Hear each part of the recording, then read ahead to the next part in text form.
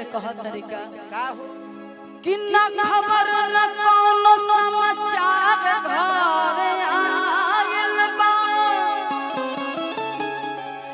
आँख असरे में बा जिया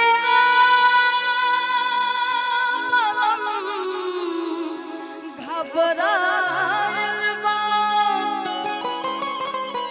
रस घना जमना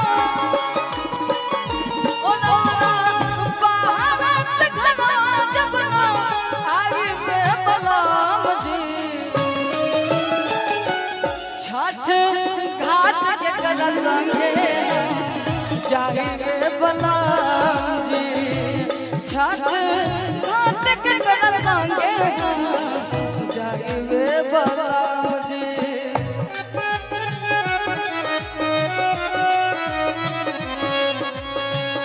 ये हमारे चंदन भैया की तरफ से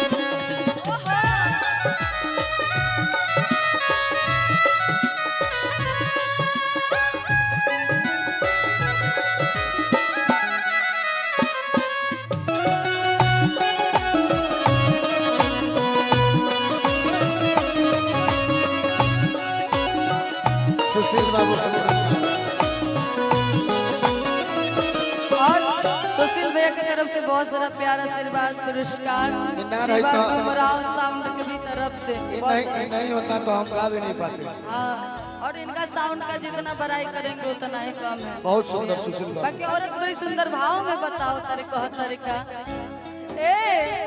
के गाना से हम विश्वास धोवा लगे हो के गाना से हम मंगवाए नदी डालने मुआ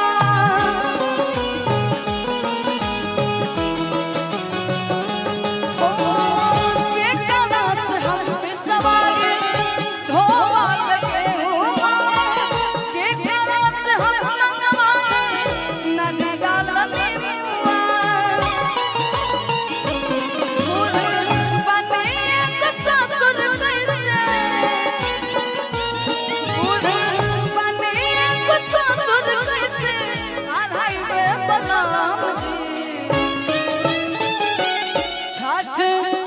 संगे जाएंगे बलराम जी छठ घाट के कर संगे जाएंगे बलराम जी।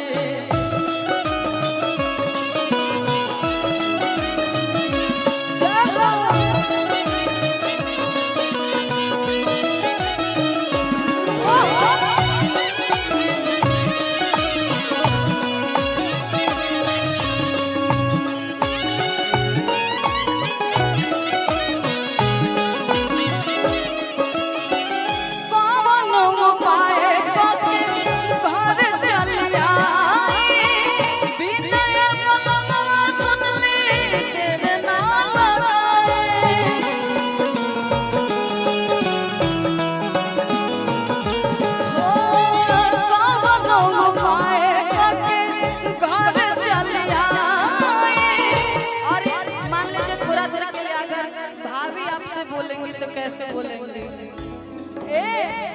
कौन पाए घर चलिया चंदन बनवा सुन ली तेरे नाल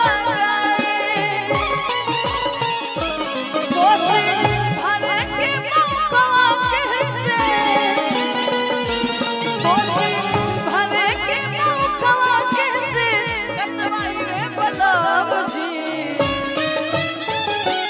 छठ घाट के कर संगे जाएंगे बलराम जी छठ घाट के कर संगे जाएंगे बलराम जी छठ घाट के कर संगे जाएंगे